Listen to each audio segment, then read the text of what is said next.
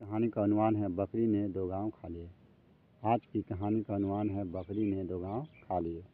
बादशाह सलामत शाहजहाँ अपने अहलकारों के साथ एक दिन जंगल में शिकार की तलाश में निकलते हैं।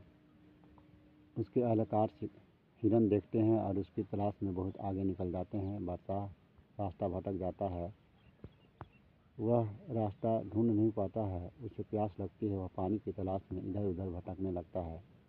उसे एक झोंपड़ी दिखाई देती है। वह झोंपड़ी के पास जाकर आवाज़ लगाता है। अंदर से एक बूढ़ा निकलता है। बूढ़ा देखने में चरवाहा लगता है। बूढ़ा उसको अंदर बुलाता है।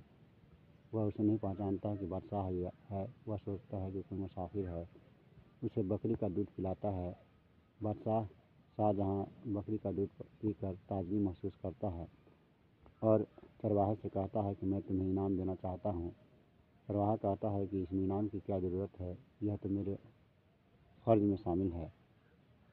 फिर भी बादशाह उसे कहता है कि लाओ कागज़, मैं तुम्हें 2 गाँव जागीर में इनाम देना चाहता हूँ। यह कागज़ तुम दिल्ली जाकर बादशाह को दिखलाना और तुम्हारे नाम 2 गाँव जागीर में लिख देगा। बूढ़ा कहता है कि मेरे पास कागज़ कहाँ। बादशाह पीपल का पत्ती तोड़ता है और उसी पत्ती पर 2 गाँव उसके नाम लिख देता है। इधर बूढ़ा जो है खुशी के मारे फूले नहीं समाता है। उसकी आँखें फटी की फटी रह जाती हैं। उसके आँखों पर यकीन नहीं होता है। वह इसी खुशी में ऊँघने लगता है और उसे नींद आने लगती है। लेकिन अचानक देखता है कि एक बकरी उसके पत्नी को खा रहा है। वह दर्द से तड़प उठता है, कराह उठता है, चिल्ला उठता है, हाय मैं लुट गया, मैं बर्बाद हो गया। वह सोचता है कि मैं दिल्ली जाकर बादशाह सलामत को सारा वाक़या बतलाऊँगा।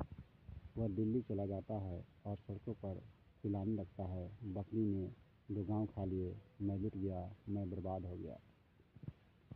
लोग उसे पागल समझने लगते हैं क्योंकि वह हमेशा यही हर बात पर बताता रहता था।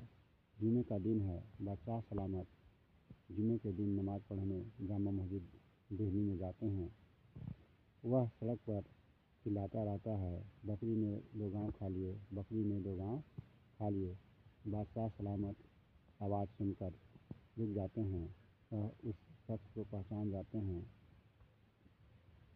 बूढ़ा उसे देखकर हैरान हो जाता है। उसकी आंखें फटी की फटी रह जाती हैं। बादशाह उसे जुमा की नमाज के बाद मिलने के लिए कहता है और बूढ़ा शख्स इंतज़ार करता है। सभी लोग नमाज़ पढ़ने चले जाते हैं। सभी लोग दुआ के लिए हाथ उठाते हैं। बूढ़ा शख्स पूछता है एक आदमी से कि वहाँ पर बादशाह किससे मांग रहा है।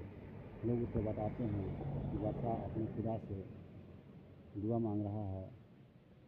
जब फ़कीर बूढ़ा शख्स समझता है कि बादशाह भी खुदा ही से मांगता है, तो हम इस बादशाह से क्यों मांगे, क्यों ना